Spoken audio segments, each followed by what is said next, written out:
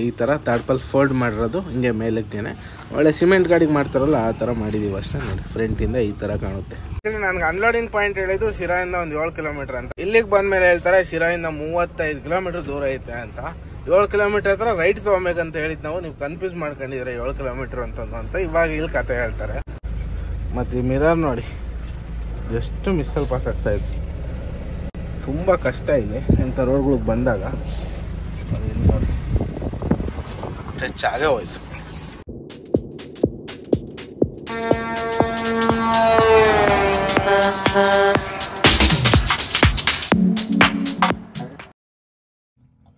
Hi friends, ಎಲ್ಲರಿಗೂ good morning. Welcome back to air clocks. ನಾನು ನಿಮ್ಮ ರಾತ್ರಿ ಪೆಟ್ರೋಲ್ ಬಂಕ್ ಹತ್ರ ಬಂದು ಮಲಗಿದ್ದು.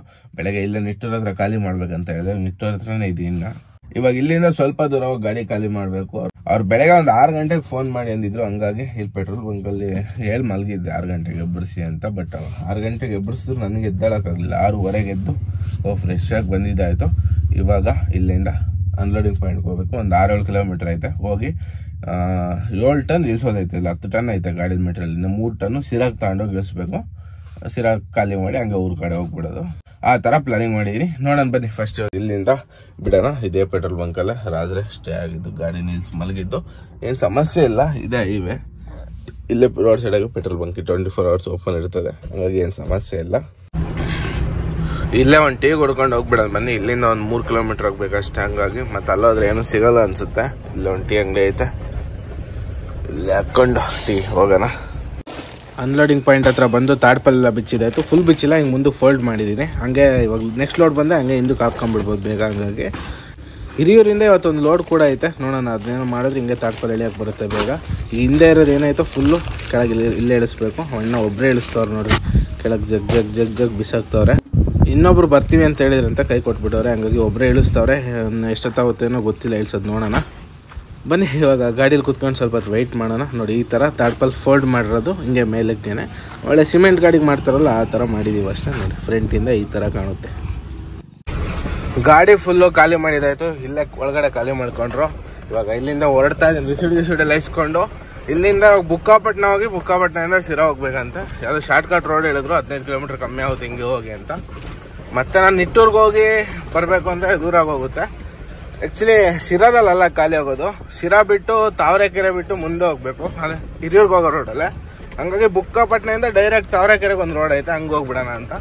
ಕಿಲೋಮೀಟರ್ ಒಂದು 20-25 ಕಿಲೋಮೀಟರ್ ಸೇವ್ ಮಾಡೋಕ್ಕೋಸ್ಕರ ಸಿಂಗಲ್ ರೋಡಲ್ಲಿ ಹೋಗ್ತಾ ಇದೀವಿ ಅಷ್ಟೇ. ಬನ್ನಿ. ಇಲ್ಲಿಂದ 2 ಅವರ್ ಟೈಮ್ ನಮಗೆ. 82 ಕಿಲೋಮೀಟರ್ ಐತೆ ಇನ್ನೊಂದು ಪಾಯಿಂಟು. ಅಲ್ಲಿ ಖಾಲಿ ಮಾಡ್ಕೊಂಡು 3 ಟನ್ನು ಸೀದಾ ಮನೆ ಕಡೆ ಹೋಗ್ಬಿಡೋಣ. ಅಣ್ಣವರು ನಮ್ಮ ಸಬ್ಸ್ಕ್ರೈಬರ್ ಸಿಕ್ಕಿದ್ರು. ಓಕೆ ಸರ್, ಬಾಯ್. ಸಿಗೋಣ ಮತ್ತೆ. ಬಾಯ್ ಬಾಯ್ ಬಾಯ್.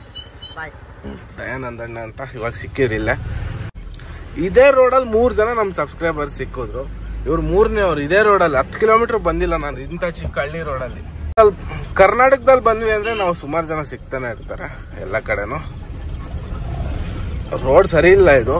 ಯಾಕನ ಬಂದ ಅಂತ ಇವಾಗ ಅನ್ನಿಸ್ತಾ ಐತೆ. 10 ಕಿಲೋಮೀಟರ್ ಬರೋ ಅಷ್ಟೊತ್ತಿಗೆ 10 ನರಕ ನೋಡ್ಬಿಟ್ಟಿನಿ ಈ ರೋಡಲ್ಲಿ ಇವತ್ತು. ಸ್ವಲ್ಪ ರೋಡ್ ಕನ್ಫ್ಯೂಸ್ ಆಯ್ತು. ನಿಲ್ಸ್ ಕೇಳೋಣ ಅಂದ್ರೆ ಇಲ್ಲಿ ನಮ್ಮ ಸಬ್ಸ್ಕ್ರೈಬರ್ಸ್ ಬಾಯ್ ಬ್ರೋ. ಇಲ್ಲಿ ನಮ್ಮ ಸಬ್ಸ್ಕ್ರೈಬರ್ ಸಿಕ್ಕರು. ಅವರೇ ಹೇಳಿದ್ರು ಹಿಂಗೆ ಹೋಗಿ ಅಂತ. ಅವ ಅಣ್ಣವ್ರ ಪಾಪ ಅಲ್ಲಿ ಹಿಂದೆ 3 ಕಿಲೋಮೀಟರ್ ಹಿಂದೆಯಿಂದ ಬಂದವ್ರಂತೆ. ಗಾಡಿ ನೋಡ್ಬಿಟ್ಟು ಮಾತಾಡ್ಸ್ಕೊಂಡು ಹೋದ್ರು. ಕರೆಕ್ಟು ಬುಕ್ಕಾಪಟ್ನ ಹತ್ರ ಬಂದು ಗಾಡಿ ಇಲ್ಲೇ ಸೈಡ್ ಹಾಕಿ ನಮ್ಮ ಸಬ್ಸ್ಕ್ರೈಬರ್ ಅಣ್ಣ ಸಿಕ್ಕಿದ್ರು ಬ್ರೋ. ಹೋಗಿ ಜೊತೆಗೆ ಟಿಫನ್ ಮಾಡ್ಕೊಂಡ್ ಬಂದ್ವಿ. ಬ್ರೋ ನಿಮ್ಮ ಹೆಸರು? ಅಂತ ಬ್ರೋ. ಆರಾಮ ಬ್ರೋ? ಹಾಂ ಆರಾಮ. ಥ್ಯಾಂಕ್ಸ್ ಬ್ರೋ ಸಿಕ್ಕಿದ್ದಕ್ಕೆ. ಕರ್ಕೊಂಡೋಗಿ ಟಿಫನ್ ಕೊಡ್ತಿದ್ದಕ್ಕೆ. ಆಕ್ಚುಲಿ ನಾನು ಇಲ್ಲಿ ನಿಲ್ಸೋಣ ಅಂತ ಬಂದೆ. ನೀವು ಸಿಕ್ಕಿಲ್ಲ ಅಂದಿದ್ರೆ ಇಲ್ಲಿ ಸೈಡ್ಗಾಗಿ ಅಲ್ಲಿ ಊಟ ಮಾಡ್ಕೊಂಡು ಹೋಗ್ತಾ ಇದ್ದೆ. ನೀವೇ ಸಿಕ್ಕರು. ಸರಿ ಬ್ರೋ, ಓಕೆ ಬಾಯ್. ಬನ್ನಿ ಇಲ್ಲಿಂದ ಹೊರಡೋಣ ನಾನ್ ಸ್ಟಾಪ್ ಆಗಿ. ಶಿರಾ ಎಲ್ಲ ಪಾಸ್ ಮಾಡ್ಕೊಂಡು ತಾವರೆಕೆರೆನೂ ಪಾಸ್ ಮಾಡ್ಕೊಂಡು ಮುಂದೆ ಹೋಗ್ತಾನೆ ಇದ್ದೀನಿ. ಲೊಕೇಶನ್ ಹಾಕಿದ್ದಾರೆ. ಆಕ್ಚುಲಿ ನನ್ಗೆ ಅನ್ಲೋಡಿಂಗ್ ಪಾಯಿಂಟ್ ಹೇಳಿದ್ದು ಶಿರಾಯಿಂದ ಒಂದು 7 ಕಿಲೋಮೀಟರ್ ಅಂತ. ಇಲ್ಲಿಗೆ ಬಂದ್ಮೇಲೆ ಹೇಳ್ತಾರೆ ಶಿರಾಯಿಂದ 35 ಕಿಲೋಮೀಟರ್ ದೂರ ಐತೆ ಅಂತ. 7 ಕಿಲೋಮೀಟರ್ ಹತ್ರ ರೈಟ್ ತಗೋಬೇಕಂತ ಹೇಳಿದ್ ನೀವು ಕನ್ಫ್ಯೂಸ್ ಮಾಡ್ಕೊಂಡಿದ್ರೆ 7 ಕಿಲೋಮೀಟರ್ ಅಂತ ಇವಾಗ ಇಲ್ಲಿ ಕತೆ ಹೇಳ್ತಾರೆ. ಬರೇ ಹಿಂಗೆ ಗುರು. ಒಂದ್ ಹತ್ರ ಹೇಳೋದು, ಒಂದ್ ಹತ್ರ ಖಾಲಿ ಮಾಡ್ಸೋದು, ಬರೇ ಇದೇ ಆಗೋಗೈತೆ. ಲೊಕೇಶನ್ ಕಳ್ಸಿದ್ದಾರೆ. ಬಟ್ ಏನಪ್ಪ ರೋಡ್ ಏನ್ ಕೊಂಡ್ಕೊಂಡ್ಬಿಟ್ಟಿರ್ತಾರೆ. ನಾವು ಸಿಂಗಲ್ ರೋಡಲ್ಲಿ ಸೈಡ್ ಹೋಗೋದು ಬಿಟ್ಟು ನನ್ನ ಮಕ್ಕಳು ಬರೇ ಇಂಥವೇ ಸಿಗೋದು ನಮ್ಗೆ. ಈ ಟ್ರ್ಯಾಕ್ ಅಲ್ಲಿ 2 ಗಾಡಿ ಪಾಸ್ ಆಗಲ್ಲ. ಇಬ್ರು ಒಂದೊಂದು ವೀಲ್ ಇಳಿಸಿದ್ರೆ ಕೆಳಗೆ ಕರೆಕ್ಟಾಗಿ ಗಾಡಿ ಪಾಸ್ ಆಗ್ತವೆ. ನಂದೇ ರೋಡ್ ಅನ್ನಂಗೆ ಬರ್ತಾರೆ ಕೆಲವು ಜನಗಳು. ಇವಾಗ 7 ಕಿಲೋಮೀಟರ್ ಅಂತ ಹೇಳ್ಬಿಟ್ಟು ಇವಾಗ ಹೆಚ್ಚು ಕಡಿಮೆ 35 ಕಿಲೋಮೀಟರ್ ಕರ್ಸ್ಕೊಂಡವ್ರೆ. ನಾವು ಹೋಗ್ತಾ ಇದೀನಿ. ಇನ್ನೂ ಎಷ್ಟೈತೆ? ಇನ್ನೂ 16 ಕಿಲೋಮೀಟರ್ ಐತೆ. ಸಿಂಗಲ್ ರೋಡಾಗಿ ನಿಧಾನಕ್ಕೆ ಹೋಗ್ತಾ ಇದೀನಿ.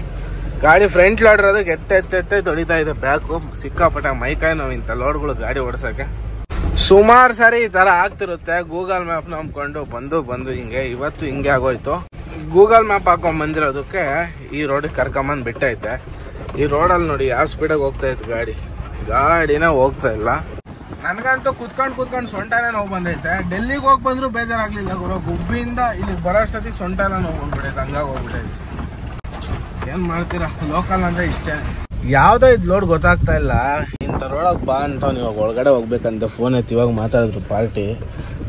ನಮ್ದೆಲ್ಲ 12 ವೀಲ್ 14 ವೀಲ್ ಎಲ್ಲ ಬರ್ತದ ಬರ್ರಿ ಅಂತ ಅವನೇ. ನೋಡೋಣ ಹೋಗೋಣ ಬನ್ನಿ ಏನು ಮಾಡ್ತಾನೋ.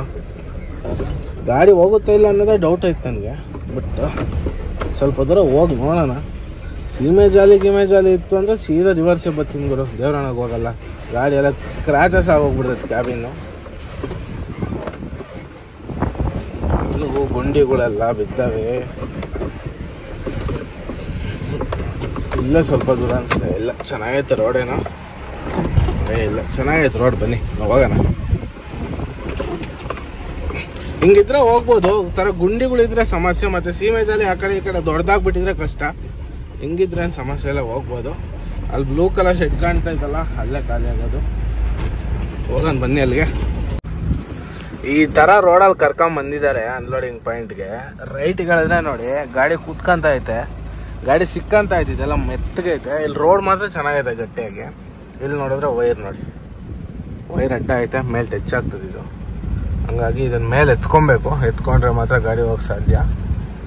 ಹಂಗೋ ಹಿಂಗೋ ಮಾಡಿ ಅನ್ಲೋಡಿಂಗ್ ಪಾಯಿಂಟ್ ತಂದು ಗಾಡಿ ಹಾಕಿದ್ವಿ. ಫುಲ್ಲು ಕ್ರಿಟಿಕಲ್ ರೋಡೇ ಇಲ್ಲ. ಹಂಗೆ ನಿಧಾನಕ್ಕೆ ಬಂದ್ವಿ.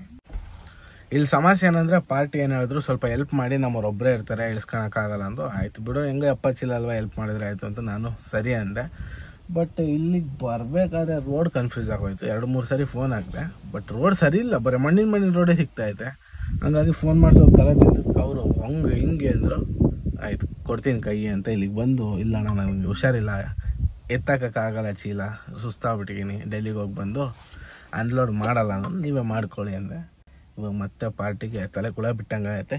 ಇಲ್ಲ ಪಕ್ಕದಾಗಿರೋ ಊರಿಗೆ ಕಳಿಸಿದ್ದಾರೆ ಅನ್ಲೋಡ್ ಮಾಡೋಕ್ಕೆ, ಲೇಬರ್ನ ಕರ್ಕೊಂಬರೋಕ್ಕೆ, ಅಪ್ಪಾಚಿಲ ಇಳಿಸೋಕ್ಕೆ ಹೋಗಿದ್ದಾರೆ. ಬರಲಿ, ನಮ್ಗೇನು ಗೊತ್ತಾಗೋರು ಕರೆಕ್ಟಾಗಿ ರೆಸ್ಪಾನ್ಸ್ ಮಾಡಿ ಕ್ಲಿಯರಾಗಿ ಮಾಡೋದು, ನಾವು ಹೆಲ್ಪ್ ಮಾಡೋಣ. ಅದರಲ್ಲೇನಿಲ್ಲ. ಅವ್ರಿಗೆ ದುಡ್ಡು ಕೊಡೋದು ಬೇಕಾಗಿಲ್ಲ, ಹಂಗೆ ಫ್ರೀಯಾಗಿ ಮಾಡೋಕ್ಕಲ್ಲ. ದೂರಾಂಕಾರ ತೋರಿಸ್ಬಾರ್ದು ನಮಗೆ. ದೂರಾಂಕಾರ ತೋರಿಸಿದ್ರೆ ಈಗ ಹೊರಟು ಮಾಡಿದ್ರೆ ಮುಗೀತು. ಏನು ಹೇಳಿದ್ರೆ ಕೇಳಲ್ಲ ನಾವು ಅವ್ರದ್ದು. ಖಾಲಿ ಮಾಡ್ಕೊಂಡು ರಿಸೀವ್ಡ್ ಕೊಡಲಿ, ಎಷ್ಟೊತ್ತಿಗೆ ಕೊಡ್ತಾರೆ ಕೊಡಲಿ, 1 ಅವರ್ ಲೇಟ್ ಆಗಲಿ. ಬಟ್ ನಮ್ಗೆ ಈಗ ಹೊರಟಾದ್ಮೇಲೆ ನಾವು ಯಾವುದೇ ಕಾರಣಕ್ಕೂ ಒಂದು ಚೀಲನೂ ಎಳೆದು ಕೊಡಲ್ಲ ಅವ್ರಿಗೆ. ಆ್ಯಕ್ಚುಲಿ ನಮ್ಮ ಜವಾಬ್ದಾರಿ ಅಲ್ಲ ಅದು. ಅವ್ರು ಅನ್ಲೋಡ್ ಮಾಡ್ಕೊಳ್ಳೋದು ಅವ್ರಿಗೆ ಬಿಟ್ಟಿದ್ದು. ನಾವು ಗಾಡಿ ತಂದು ರಿವರ್ಸ್ ಹೊಡೆಯೋದಷ್ಟೇ. ಗಾಡಿನ ಫುಲ್ ಪಾಯಿಂಟಿಗೆ ತಂದು ರಿವರ್ಸ್ ಹೊಡೆದೀನಿ. ಖಾಲಿ ಮಾಡ್ಕೊಳೋದು ಬಿಡೋದು ಅವ್ರಿಗೆ ಬಿಟ್ಟಿದ್ದು. ನೋಡಿ ಈ ರೋಡಲ್ಲಿ ಹೆಂಗೂರು ಹೋಗೋದು. ರೈಟ್ಗೆ ಹೋದ್ರೂ ಮರ ಟಚ್ ಆಗುತ್ತೆ, ಲೆಫ್ಟ್ಗೆ ಹೋದ್ರೂ ಮರ ಟಚ್ ಆಗುತ್ತೆ, ಎಲ್ಲೋದ್ರೂ ಮರ ಟಚ್ ಆಗುತ್ತೆ. ಕಾರ್ ಅಡ್ಡಾಡೋ ಜಾಗ ಇದು. ಇಂಥ ಜಾಗಕ್ಕೆ ಲಾರಿ ತಗೊಂಬಂದಿದ್ದಾರೆ ನೋಡಿ. ಅಲ್ಲಿ ಎಷ್ಟಲ್ಲಿ ಪಾಸ್ ಆಗ್ತಾಯಿದೆ ಮರಕ್ಕೆ. ಈ ಕಡೆ ನೋಡಿ, ಜಸ್ಟ್ ಮಿಸ್. ಹೊಸಬ್ರೆಲ್ಲ ನಾವು ಬರಬೇಡಿ. ಮತ್ತು ಈ ಮಿರರ್ ನೋಡಿ, ಜಸ್ಟ್ ಮಿಸ್ಸಲ್ಲಿ ಪಾಸ್ ಆಗ್ತಾಯಿದ್ವಿ. ತುಂಬ ಕಷ್ಟ ಇಲ್ಲಿ ಇಂಥ ರೋಡ್ಗಳಿಗೆ ಬಂದಾಗ. ನೋಡಿ ಟಚ್ ಆಗೇ ಹೋಯ್ತು ಸ್ವಲ್ಪ. ಮತ್ತು ಈ ಮರ ಇಲ್ಲಿ ಆ ಕಡೆ ತಪ್ಸರು ಈ ಕಡೆ ಉಜ್ಜುತ್ತೆ, ಈ ಕಡೆ ತಪ್ಸರು ಆ ಕಡೆ ಉಜ್ಜುತ್ತೆ. ಏನು ಮಾಡ್ತೀರ?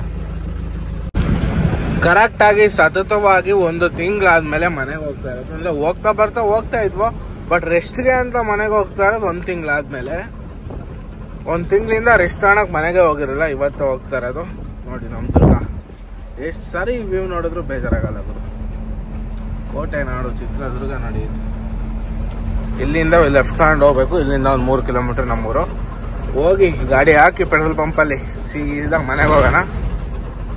ಫೈನಲ್ ಆಗಿ ನಮ್ಮ ಪಾರ್ಕಿಂಗ್ ಪ್ಲೇಸ್ಗೆ ಬಂದಿದ್ದಾಯ್ತು. ಇದೇ ಬಂಕಲ್ಲಿ ಗಾಡಿ ಹಾಕಿ ಹೋಗೋದು ನಾವು. ಮನೆ ಹತ್ರ ಗಾಡಿ ಹೋಗಲ್ಲ, ಹಂಗಾಗಿ ಈ ಬಂಕಲ್ಲಿ ಹಾಕಿ ಹೋಗ್ತೀವಿ. ಪಾರ್ಕಿಂಗ್ ಇದೆ. ಇಲ್ಲಿ 1 ತಿಂಗಳು ಗಾಡಿ ನಿಲ್ಲಿಸಿದ್ರು ಏನು ಸಮಸ್ಯೆ ಇರಲ್ಲ ನಮಗೆ. ಈ ಬಂಕ್ ಬಂದು ಗುಡ್ಡದಲ್ಲಿ ಇರೋದ್ರಿಂದ ಆ ಕಡೆ ಈ ಕಡೆಯಿಂದ ಯಾರು ಬರೋಕ್ಕಾಗಲ್ಲ, ಏನು ಎತ್ಕೊಂಡು ಹೋಗೋಕ್ಕಾಗಲ್ಲ. ಫುಲ್ ಸೆಕ್ಯೂರಿಟಿ ಇಲ್ಲಿ. ಗಾಡಿ ಇಲ್ಲಿ ಪಾರ್ಕ್ ಮಾಡಿ ಹೋಗೋಣ ಬರ್ರಿ.